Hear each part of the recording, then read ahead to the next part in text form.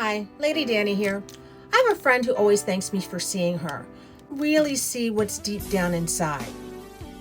And that's the way I feel about the plants formerly known as weeds.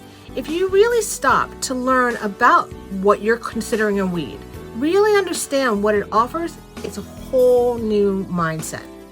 And the same can be said about our black, brown, and indigenous people who are herbalists and foragers. A lot of times they weren't given any credit. They really weren't seen for the contribution that they gave. In foraging, one of the first plants that we cover is plantain, this plantain weed.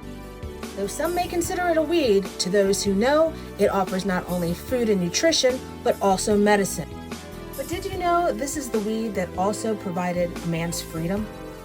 Dr. Cesar was an enslaved black man in South Carolina who knew the benefit of natural healing with plants and folk remedy.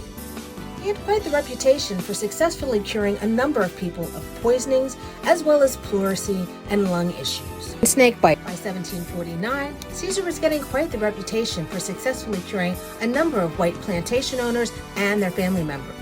Eventually, people wanted to know how he did it. By this time, Cesar was in his 60s, so it wasn't his first time at the rodeo, and he decided, rather cunningly, to share his remedies for the price of his own freedom plus a stipend. Now, that was a really bold move on his part, and there were some people who really wanted proof that this was true. And while there were no such things as clinical trials back in the day, person after person kept testifying to the wonders of Cesar's medical treatment. So by late spring of 1750, Cesar was a free man, and they did meet his demands of 100 pounds per year as a stipend.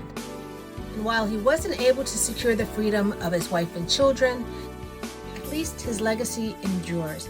And I hope this legacy encourages and empowers you to share your own unique gifts, your contribution to the health and wellness of our communities.